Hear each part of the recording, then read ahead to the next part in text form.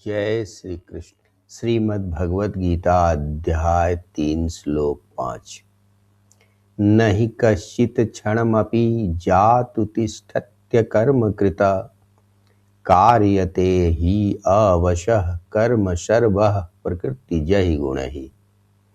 निश्चित रूप से कोई भी मनुष्य किसी भी काल में क्षण मात्र भी बिना कर्म किए नहीं रहता, क्योंकि सारा मनुष्य समुदाय प्रकृति से उत्पन्न हुए गुणों द्वारा विवश होकर कर्म करता है।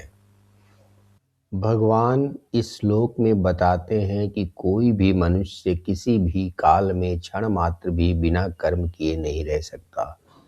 इसका कारण क्या है, तो इसकी चर्चा हम लोगों ने पहले की है कि मनुष्य का जो जन्म हुआ है वह कर्म करने के लिए ही हुआ है।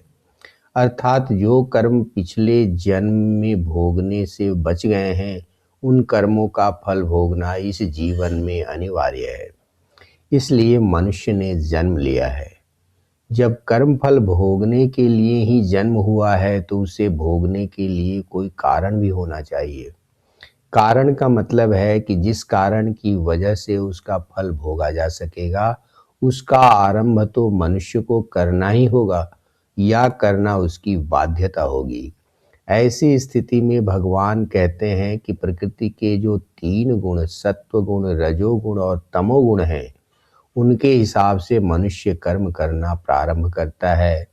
प्रकृति के जो गुण हैं वह परिवर्तन उत्पन्न करते रहते हैं। जैसे आप एक उदाहरण से समझिए, एक 3 रंगी ग्लोब है जिसमें 3 रंग हैं, और जो रंग प्रकाश के सामने आता है वह चमकने लगता है। अर्थात जब जिस तरह के कर्म फल भोगने की स्थिति उत्पन्न होती है, हम उसी तरह के कर्म करने का आरंभ कर देते हैं, और यह हमारी बाध्यता प्रकृति द्वारा निश्चित की जाती है। हम इसे भाग्य या प्रारब्ध भी कह सकते हैं। लेकिन भगवान इन कर्मों से मुक्त होने का मार्ग बताते हैं। हम अपने कर्म फल को जला सकते हैं या कम कर सकते हैं या उन्हें परिवर्तित कर सकते हैं। सोचने वाली बात है कि क्या हम इस जीवन में शेष बचे अपने कर्मों के फलों को बिना भोगे भी समाप्त कर सकते हैं या नहीं, क्योंकि भगवान स्वयं ही कहते हैं कि मनुष्य बिना कर्म का आरंभ किए नहीं रह सकता। यहाँ एक बात का उल्लेख करना है कि कर्मों का फल 3 तरह से भोगा जाता है।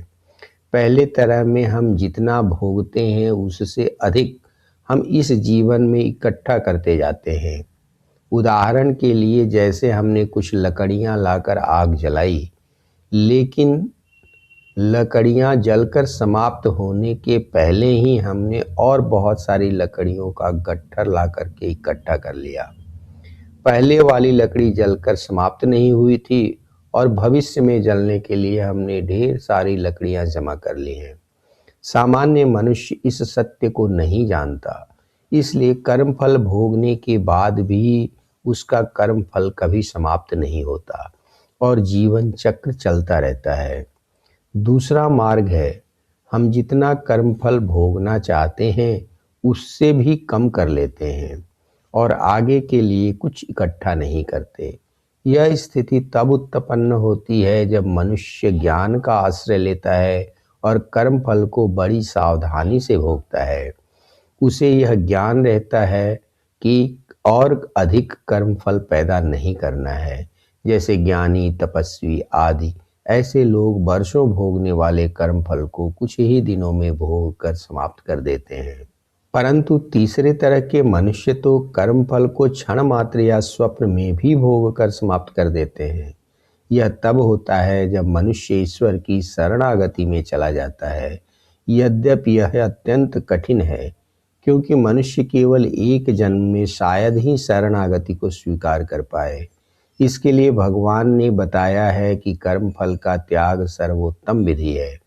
यदि किए गए प्रत्येक कर्म का फल ईश्वर को सौंप दिया जाए तो कुछ ही दिनों में ईश्वर की शरणागति का शुभारंभ हो जाएगा।